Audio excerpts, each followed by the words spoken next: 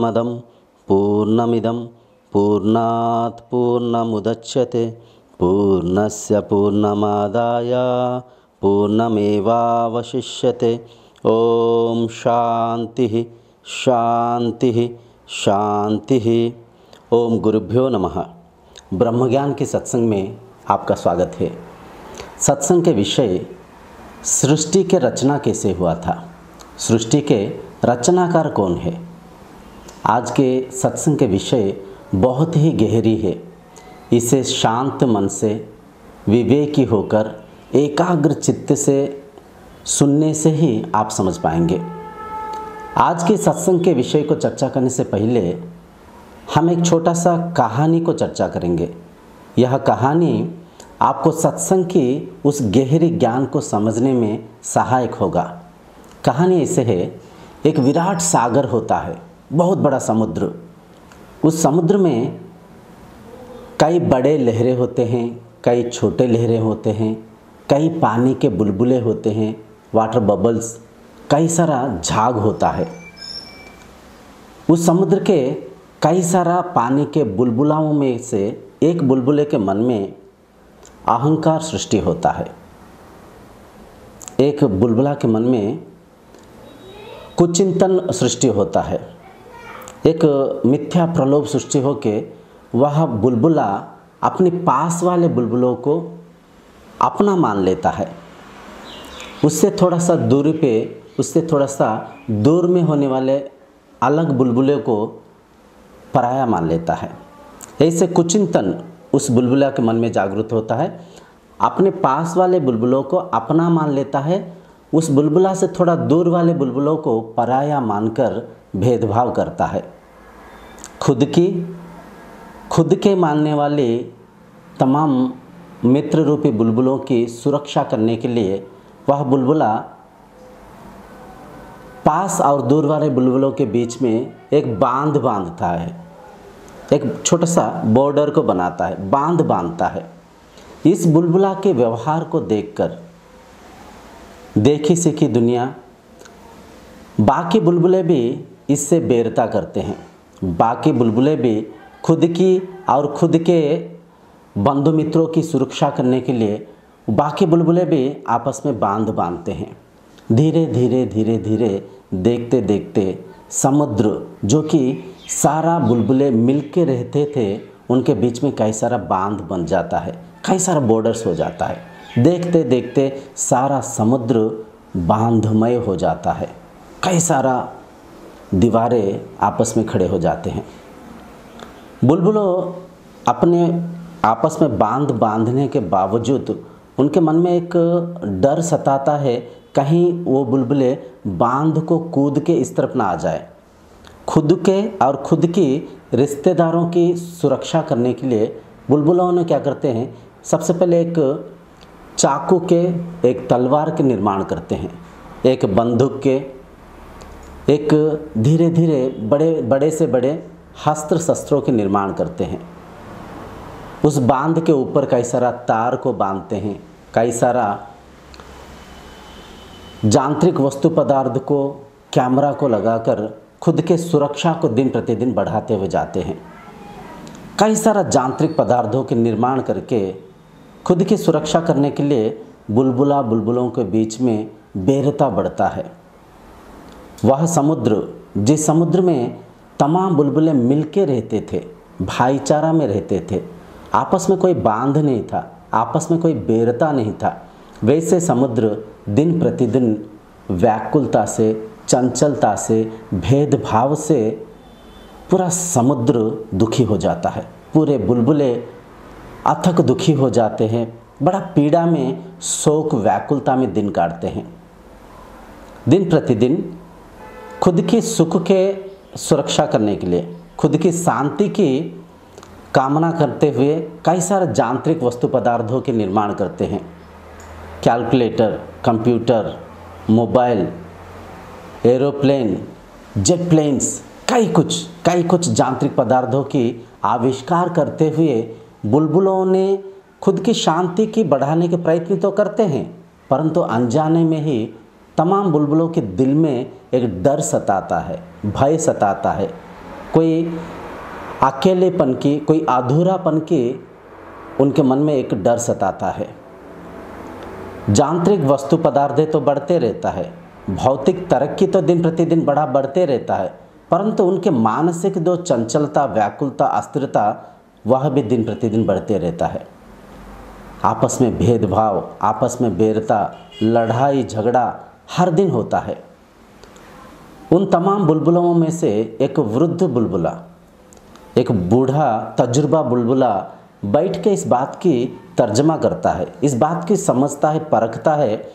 यही समुद्र, इससे पहले हम सब मिलके रहते थे, हमारे पास इतना यांत्रिक वस्तु पदार्थ नहीं था, इतना भौतिक सुख सुविधा नहीं था, फिर भी मन में एक प्रेम था, दया था, आत्मीयता था।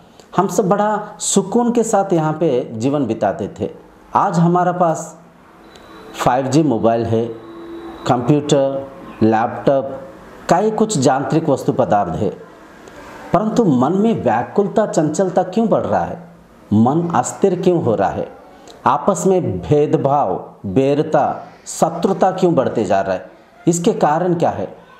ऐसे सोचकर वह बुलबुला मन में एक संकल्प करता है, दृढ़ निश्चय करता है, मैं तपस्या करूँगा, मैं आज की इस युग की अशांति के कारण क्या है उसे आविष्कार करके रहूँगा। ऐसे मन में एक प्रतिज्ञा करता है, एक संकल्प करता है, और वह बुलबुला एक एकांत प्रदेश में जाके तपस्या में बैठ जाता है, स्वाध्याय करने लगता है, आंख बंद करके एकाग्र चित्त में बैठ जाता है, स्वाध्याय करते हुए तपस्या करता है, अंतर यात्रा शुरू कर देता है। वह बुलबुला मन में संकल्प कर लेता है, मैं मर जाऊंगा, मैं मिट जाऊंगा, परंतु इस बात के आविष्कार करके ही रहूँगा। ये संसार में दिन प्रतिदिन ये जो अस्थिरता, चंचलता, भेदभाव, बैरता क्यों बढ़ते जा रहा है? ऐसे वह बुलबुला कई दिन बैठ के तपस्या करने के बाद एक हवा के झोंका आता है, बुलबुला फट जाता है। बुलबुला फटते हुए, पानी में मिटते हुए जोर जोर से हंसता है, हा हा हा हा हा हा हा हा हा हा हा हा हा हा हा हा हा, जोर जोर से इस बात की अनुभव करते हुए, इस बात की आविष्कार करते हुए हंसता है, बड़ा खुश होता है, इस बात की आविष्कार करता है, मैं ये सीमित बुलबुला नहीं हूँ, मैं असीम पानी हूँ, मैं सीमित आकार आकृति नहीं हूँ, मैं जल हूँ। मैं ये जो खुद को स्वयं का एक छोटा सा बुलबुला मान रखा था, मैं सीमित बुलबुला नहीं हूँ, मैं असीम सागर हूँ। मैं ही हर बुलबुले में, हर लहर में, हर झाग में मैं हूँ। मुझ बिन सागर का कोई अस्तित्व नहीं है, सारा सागर मैं ही हूँ। मैं बुलबुला नहीं, मैं पानी हूँ। इस पानी तत्व को बुलबुला ने आविष्कार करता है। बुलबुला इस बात को समझ पाता है, परख पाता है कि मैं सीमित आकार रूपी बुलबुला नहीं हूँ, मैं पानी हूँ, मैं ही सारा सागर में हर जगह हूँ, मैं असीम हूँ। और इस बात को सागर में जाके हर एक बुलबुला को समझाता है, हम सब एक है, हम सब अभिन्न है, हम सब अद्वैत है, हम सब अपने आकार आकृति रूपी बुलबुले, झाग, लहर नहीं, हम सब पानी है, हम सब एक है। उन बुलबुलों के मन में विवेक को जागृत करता है। धीरे धीरे तमाम बुलबुले इस वृद्ध बुलबुला की बात को समझते हैं, परखते हैं, मानते हैं। धीरे धीरे वह सागर में जो कई सारा बांधों से बंध चुका था, कई सारा बॉर्डर्स बन रखा था, कई सारा अस्त्र शस्त्रों को लेके भेदभाव कर रहे थे, धीरे धीरे सारे बांध मिट जाता है, सारा समुद्र और एक बार एक हो जाता है।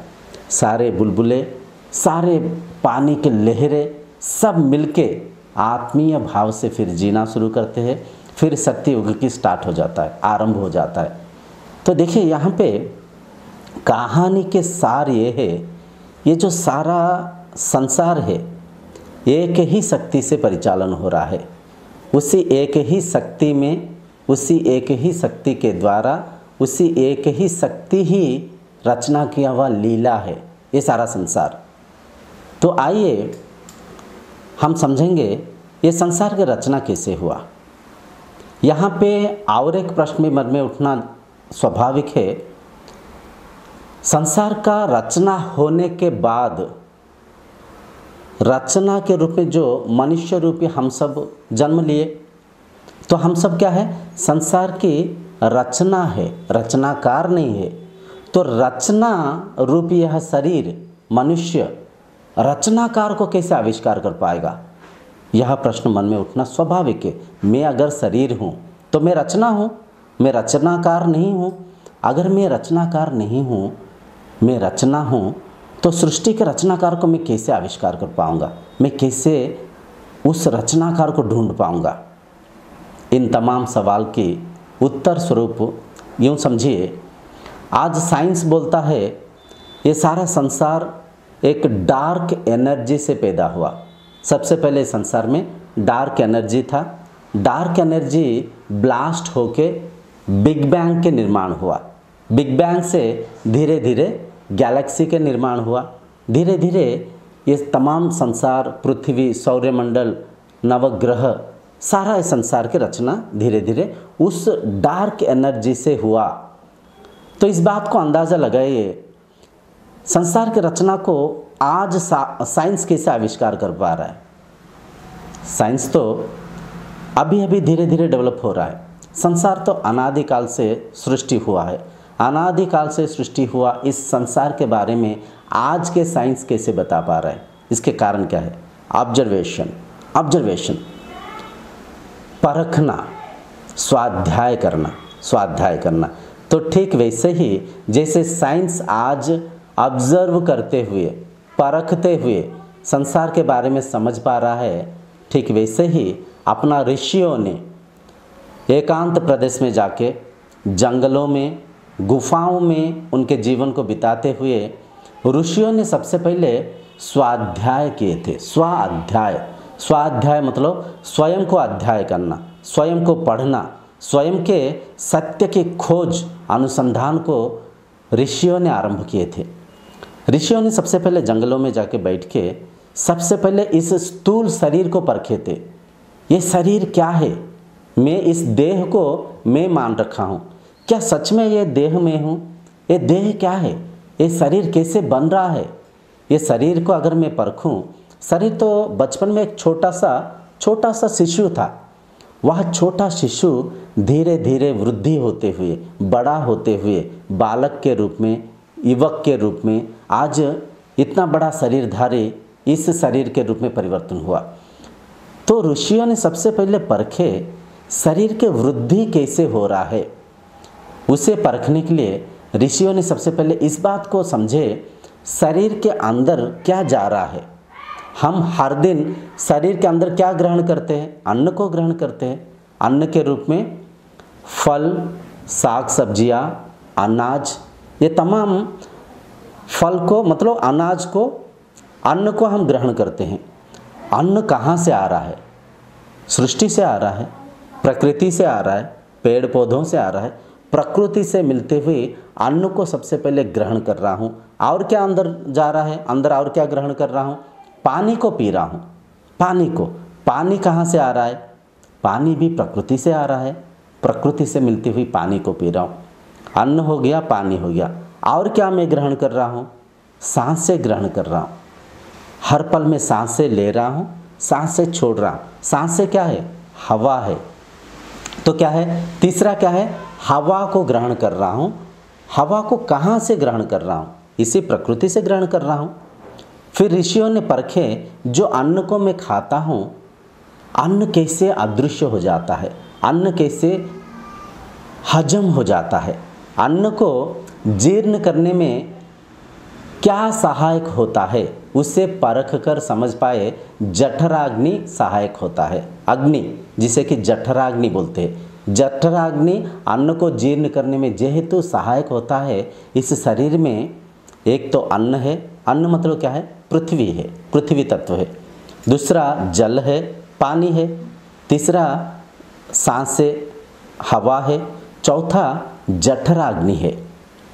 फिर धीरे धीरे और थोड़ा सा तर्जमा करके इस बात को आविष्कार करके समझ पाएँ, जब अन्न पेट में से खाली हो जाता है, क्या रहता है?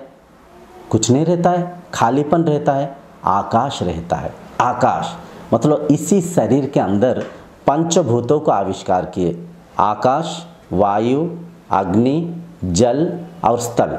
इन पंचभूतों से ही ये शरीर के निर्माण हुआ। इस पंचभूतों से ही ये शरीर परिचालन हो रहा है। यह पंचभूत इसी शरीर के अंदर भी है, शरीर के बाहर भी है।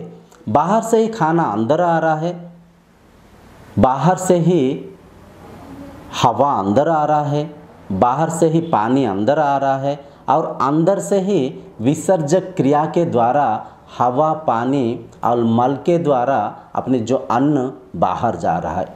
तो बाहर अंदर एकता है, एक संबंध है, एक संपर्क है, उसे आविष्कार किए।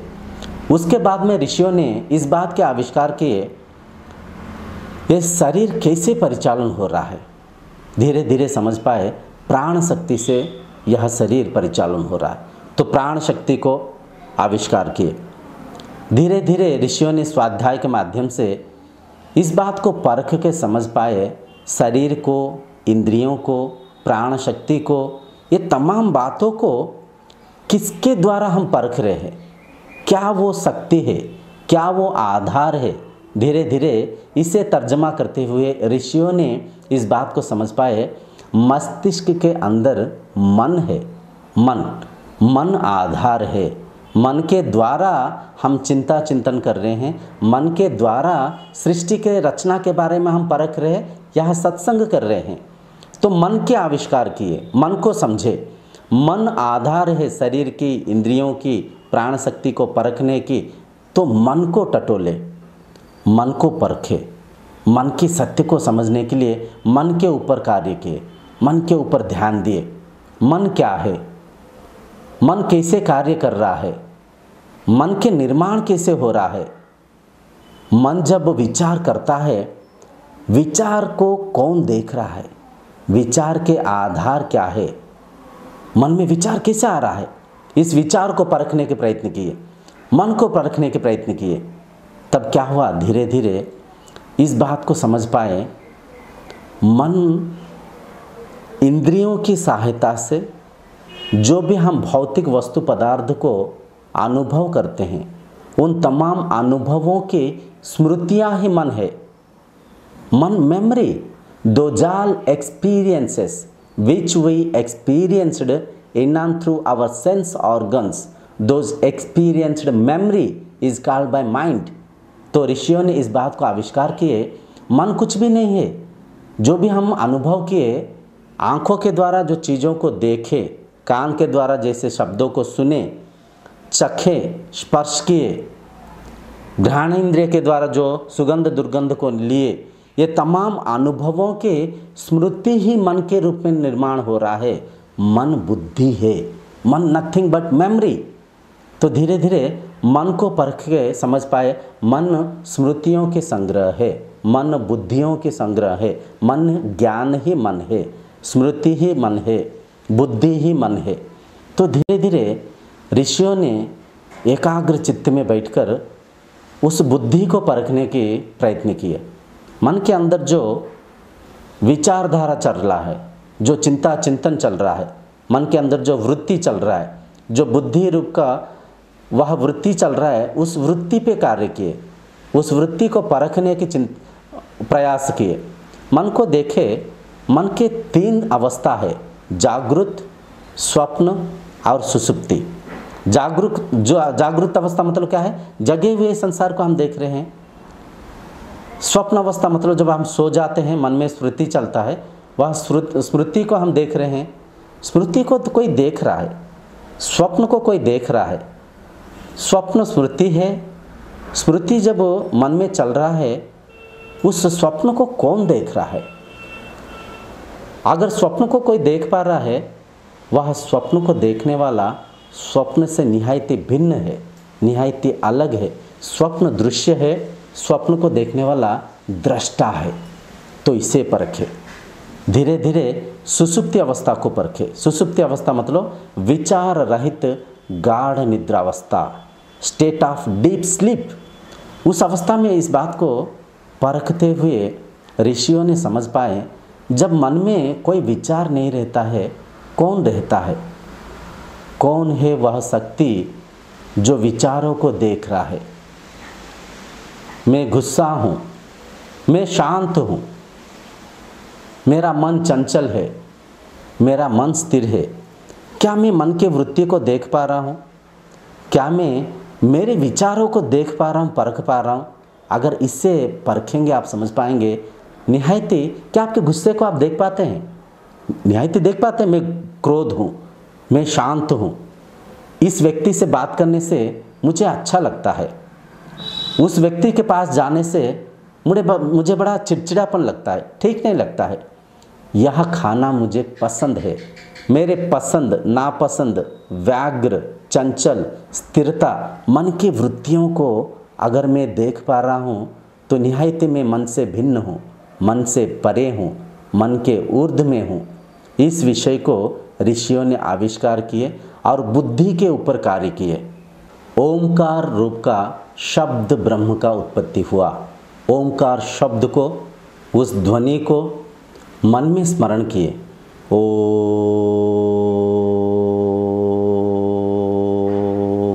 ऐसे जपते हुए उस ओमकार ध्वनि के साथ मन को एकाग्र करने की प्रयास किए, जिसे कि हम धारणा बोलते हैं। धारणा आरंभ हो गया।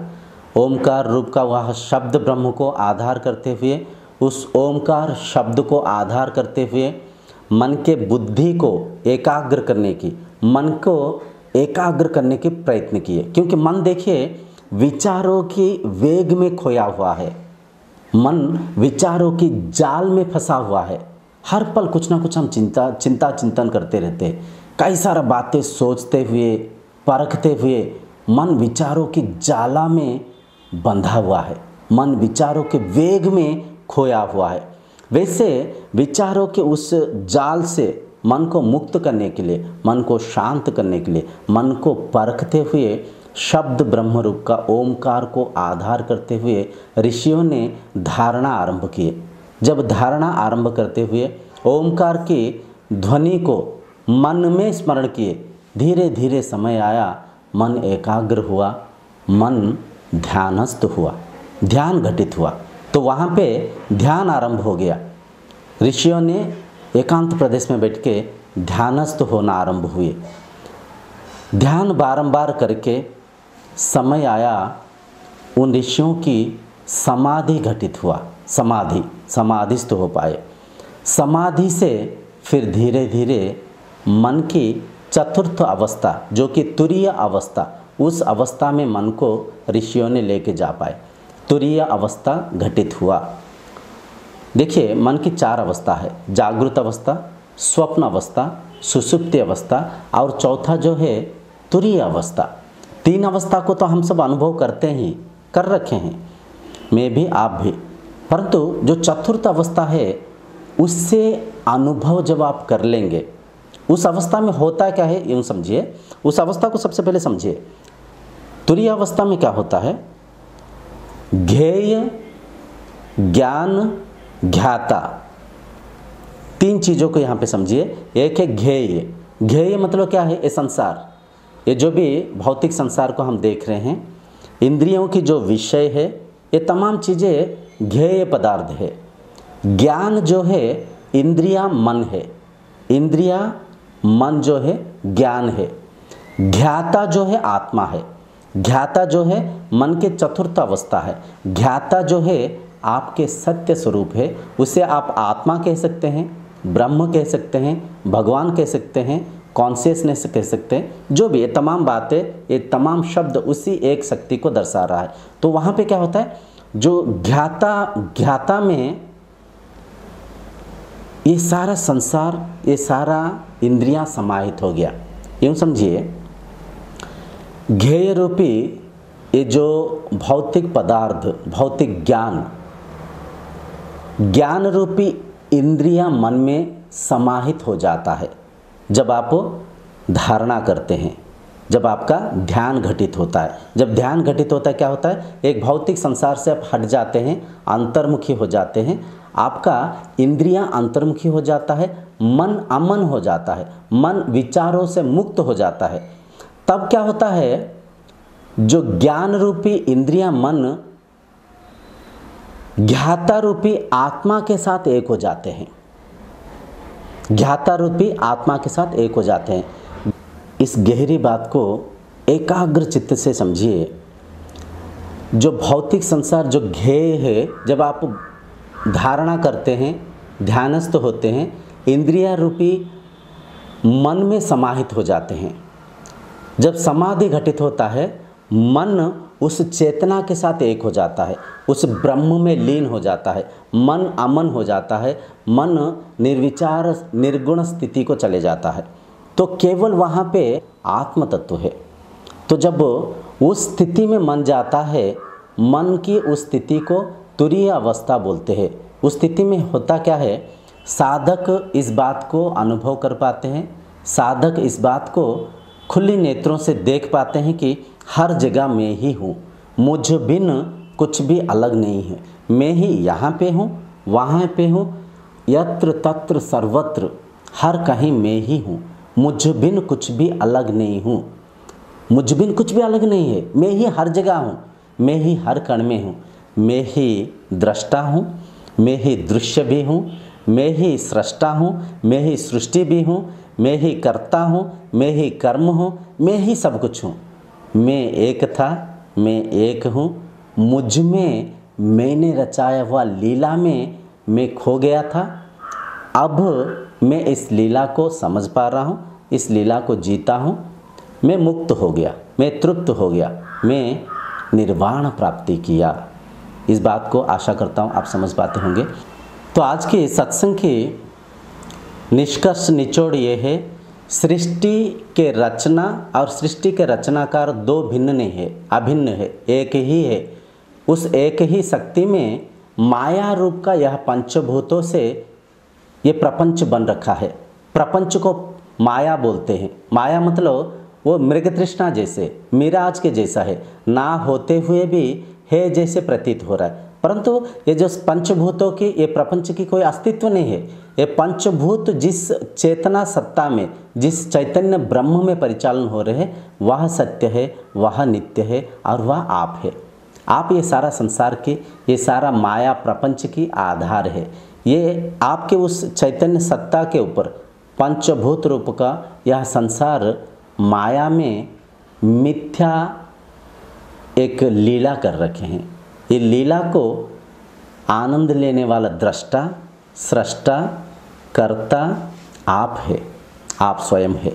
तो आपके आविष्कार करने के लिए आध्यात्मिकता आधार है, माध्यम है, और वेद आधार है, सहायक है, माध्यम है, गुरु सहायक है, माध्यम है, आधार है। ये जो सारा संसार है एक ही शक्ति के द्वारा निर्माण हुआ, उसी एक ही शक्ति में वही एक ही शक्ति परिचालन कर रहा है। यहाँ पे दो नहीं है। जो भी इस संसार की रचना आप देख रहे हैं, आप ही है, आपके बिना कोई दूसरा नहीं है। उस अद्वैत तत्व को जब आप परख लेंगे, उस अद्वैत शक्ति को आप जब देख लेंगे, समझ लेंगे, मन की तुरीय अवस्था को जब आप अनुभव कर लेंगे, इस बात को समझ पाएंगे, सृष्टि के रचना, सृष्टि के रचनाकार सब एक है, यहाँ पे दो नहीं है। इस एकता को अनुभव करना, इस एकता की आविष्कार करना ही मुक्ति है, निर्वाण है, मोक्ष है। तो यहाँ पे जो सृष्टि को हम अभी परख रहे हैं, इससे दो के रूप में बाहर जब आप परखेंगे, आप इस सृष्टि के माया में ही खोए रहेंगे। माया अनंत है, जितना परखते जाएंगे। साइंस आज क्या कर रहा है, वही करते जा रहा है। साइंस सबसे पहले ये जल को, स्थल को, पंचभूतों को, आकाश को, ब्रह्मांड को जितना माया में परखते जाएंगे, जितना बाहर ढूंढते जाएंगे, उतना माया में आप खोते हुए जाएंगे। जितना अंतर्मुखी साधना करेंगे, जितना स्वयं को स्थिर रखेंगे, जितना मन को एकाग्र करेंगे, मन के जो वृत्तियों को शांत कर देंगे, मन को अमन करेंगे, फिर मन ध्यानस्थ होगा, मन समाधिस्थ होगा, मन तुरीय अवस्था को जाएगा। इस बात को आप समझ पाएंगे, मुझ बिन संसार में कुछ भी नहीं है। अहम ब्रह्मास्मि, मैं ही वह ब्रह्म हूँ। तत्त्वमसि, तत् मतलब वह, त्वम मतलब आप, असि है, आप ही वह ब्रह्म है, आप ही वह शक्ति है, आप ही वह ईश्वर है। जिस ईश्वर को आप ढूंढ रहे हैं वह आप अद्वैत है, अभिन्न है, अखंड है। आप ही सारा संसार के, सारा इस सृष्टि के कण कण में विद्यमान है। इस बात को जब एक शरीर अनुभव करता है, मन के उस अवस्था में मुक्ति प्राप्त होता है। जब तक संसार को दो के रूप में, आपसे भिन्न के रूप में देख रहे हैं, इस भिन्नता में माया ही देख रहे हैं, माया ही आपको बांध रहा है। आशा, अभिलाषा, इच्छा, वांछना कभी भी शांत नहीं होगा, मन कभी भी तृप्त नहीं होगा। मन तभी तृप्त होगा जब इस अद्वैत ब्रह्म तत्व को, जब इस मन की तुरीय स्थिति को आप अनुभव करेंगे। और यह संभव है। भारत में कई सारे ऋषि मुनियों ने इस अवस्था को अनुभव करके ही, यह वेदों को श्रुति कहा जाता है। श्रुति मतलब अनुभवों की संग्रहित ज्ञान है। ऋषियों ने स्वाध्याय करके इस बात को हम सबको यह संसार में परखने की, स्वाध्याय करने की सहायता किया है। और ये जो शरीर ये तमाम बातें बोल रहा है, इस बात को यह शरीर भी अनुभव कर रखा है। तुरीय अवस्था को यह शरीर भी अनुभव करके इस अद्वैत वेदांत की प्रचार कर रहा है। तो आशा करता हूँ आप लोग इस बात की समझ पाएँ। मन में यहाँ पे एक प्रश्न उठता है, क्या मैं भी, जो भी इस वीडियो को देख रहे हैं उनके मन में यह प्रश्न उठना स्वाभाविक है, क्या मैं भी मेरे मन को उस तुरीय अवस्था को लेके जा सकता हूँ? क्या मैं भी तुरीय स्थिति को अनुभव करते हुए मैं ही ब्रह्म हूँ, मैं ही आत्मा हूँ, मैं ही आधार हूँ, मैं ही सृष्टि के रचना हूँ और मैं ही सृष्टि हूँ और मैं ही सृष्टि के रचनाकार हूँ, इस एकता को क्या मैं अनुभव कर सकता हूँ? उत्तर हाँ, आप भी कर सकते हैं। उसके लिए एक विधि है, उस विधि को ही साधना बोलते हैं। साधना, आगामी अध्यायों में हम सबसे पहले साधन चतुष्टय को समझेंगे, उसके बाद में अष्टांग योग के बारे में समझेंगे। इसे समझकर आचरण करेंगे और ब्रह्मानुभूति करने के लिए, आत्म साक्षात्कार करने के लिए प्रयास करेंगे। आज की सत्संग को यहीं पे रखेंगे। सर्वे भवन्तु सुखिनः। ओम शांतिर्भवतु।